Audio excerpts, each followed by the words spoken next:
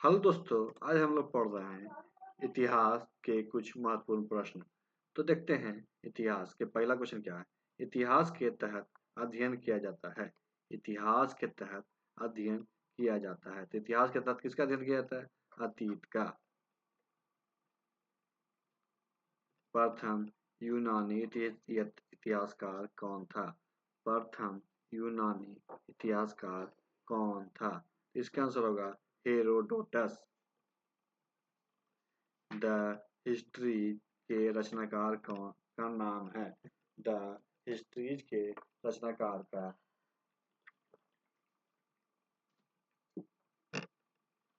नाम है, क्या नाम है? हेरोडोटस। इतिहास के पिता की पदवी सही अर्थों में निम्न में से किससे संबंधित है?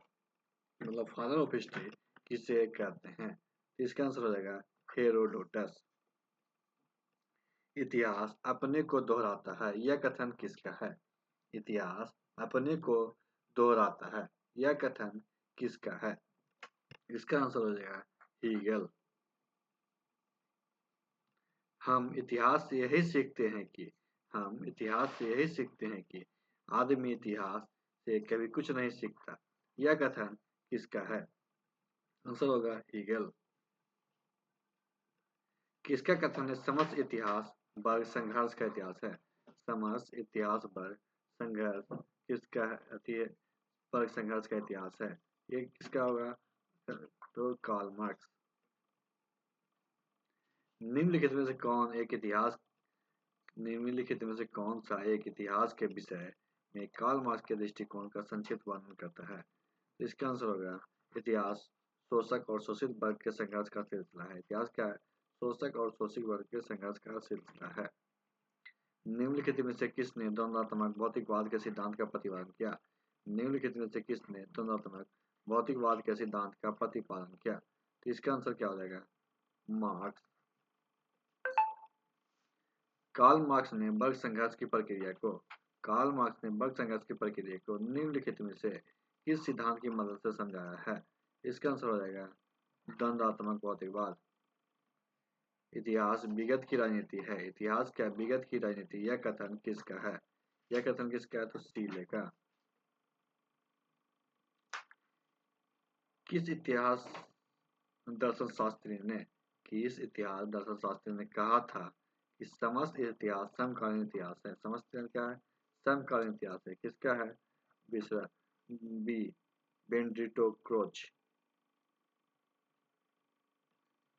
तिथियों के साथ प्रयुक्त होने वाले बीसी किसका संक्षिप्त कार है? तिथियों के साथ प्रयुक्त होने वाले बीसी किसका संक्षिप्त कार है? इसका आंसर हो जाएगा पहला बिफोर क्राइस्ट। तिथियों के साथ प्रयुक्त होने वाला एडी तिथियों के साथ प्रयुक्त होने वाला एडी किसका संक्षिप्तार है? तो इसका होगा ए एनोडोमी। विक्रम संवत प्रारंभ हुआ था। विक्रम संवत कब प्रारंभ हुआ था? 78 ईस्वी पूर्व में। शक संवत का प्रारंभ किस सम्राट के शासन काल में 78 ईस्वी में हुआ था? शक संवत का प्रारंभ किस शासक के काल में हुआ था? तो कनिष्क। भारत का इतिहास पंचांग किस संवत पर आधारित है? भारत का इतिहास पंचांग किस संवत पर आधारित है? इसका आंसर होगा शक संवत। गुप्त संवत 319-20 को प्रारंभ करने का श्रेय किसे दिया जाता है? गुप्त संवत 319-20 ईस्वी को प्रारंभ करने का श्रेय किसे जाता है? चंद्रगुप्त प्रथम। चंद्रगुप्त प्रथम ने गुप्त संवत का प्रारंभ किस उपलक्ष्य में किया था? गुप्त संवत का प्रारंभ किस उपलक्ष्य में किया था? तो अपने राज्यारोहण के स्मारक के रूप में। हर्षवर्धन ने 606 ईस्वी में हर्षवर्धन ने 606 ईस्वी में हर्ष संवत की स्थापना किस उपलक्ष्य में की थी? इसका आंसर होगा अपने राज्यारोहण के उपलक्ष्य में। निम्नलिखित में से वह कौन सा संवत है? निम्नलिखित में वह कौन सा संवत है जो कलचुरियों द्वारा प्रयुक्त किए जाने के कारण कलचुरी संवत भी कहलाता है? इसका आंसर होगा त्रैकूट संवत। चालुक्य विक्रम संवत का प्रचलन किसने किया था? चालुक्य विक्रम संवत का प्रचलन किसने किया था? विक्रमादित्य फोर्थ ने। निम्नलिखित में से किसे एक नए संवत चलाने का यश प्राप्त है? किसे नए संवत चलाने का यश प्राप्त है? तो इस हो गए लक्ष्मण सेन। निम्नलिखित में से कौन सा वर्ष दिसंबर 2009 में शक संवत का वर्ष होगा? तो इसका आंसर क्या हो जाएगा? ये 1931। विक्रम संवत 2070 ईस्वी संवत में रूपांतरित करने का मान क्या होगा? आंसर होगा 2013। विक्रम संवत शक संवत के आरंभ के बीच कितने वर्षों का अंतर है? दोनों के बीच कितना का अंतर है? 135 वर्ष। राजस्थान सरकार के कैलेंडर में विक्रम संवत 2063 लिखा हुआ है। राजस्थान सरकार के कैलेंडर में क्या विक्रम संवत 2063 लिखा हुआ है? तो शक संवत क्या होगा? इसका आंसर हो जाएगा 1928। कार्बन 14 निर्धारित तिथि निर्धारण पद्धति का विकास किसने किया था? इसका आंसर है डी बिलर्ड लिपि। काष्ठ, अस्थि और संघ के पुरातात्विक नमूनों का काल।